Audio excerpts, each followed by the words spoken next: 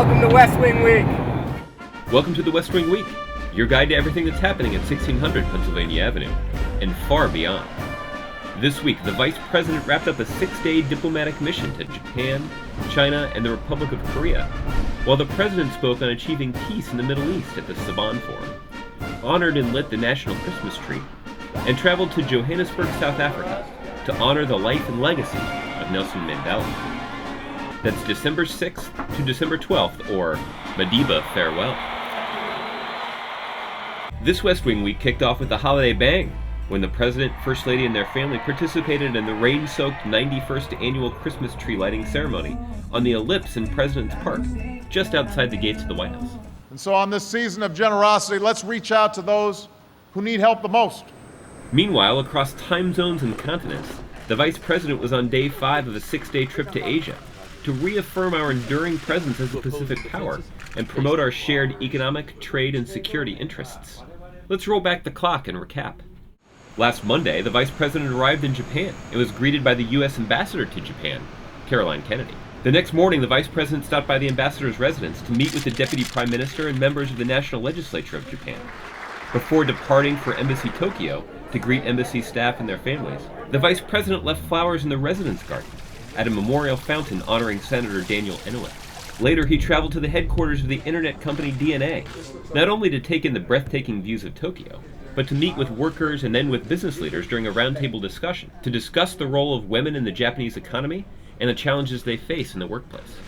That evening, he joined Prime Minister Shinzo Abe for a bilateral meeting, followed by joint statements to the press. Then it was on to China, where a red carpet was rolled out upon arrival.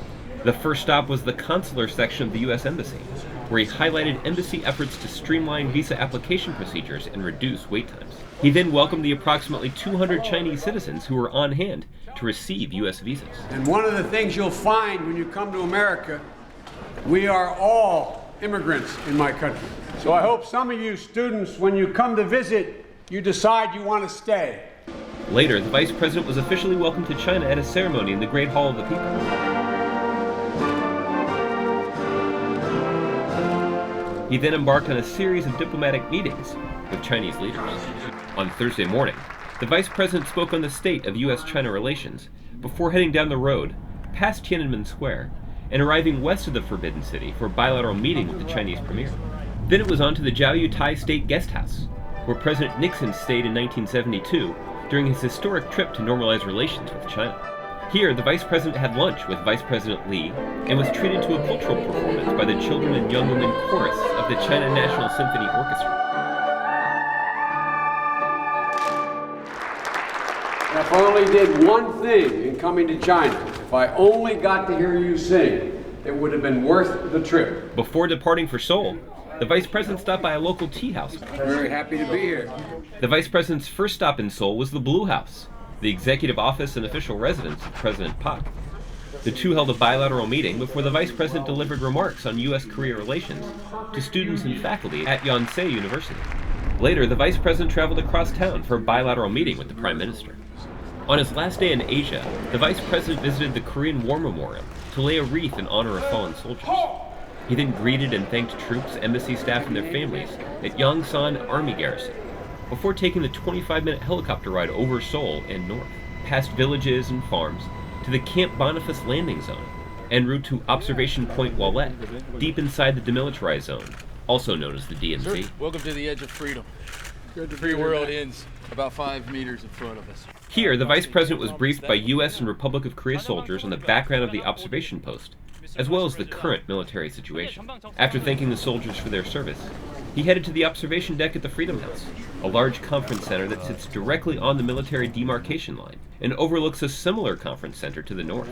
The Vice President's visit did not go without notice. Then it was back aboard the helicopters en route to Osan Air Base, where he climbed the stairs to Air Force 2 to embark on the 16-hour journey home as the sun set over Seoul.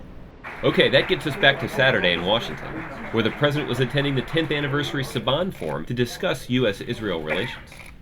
He addressed the topic foremost on their minds, negotiations with Iran and the international community's determination to prevent them from obtaining a nuclear weapon. But what I've consistently said is, even as I don't take any options off the table, What we do have to test is the possibility that we can resolve this issue diplomatically. On Sunday, the President and First Lady hosted this year's 5 Kennedy Center honorees for lifetime contributions to entertainment and culture at a reception in the White House's East Room. Together they bring us closer to President Kennedy's vision of the arts as a great humanizing and truth-telling experience.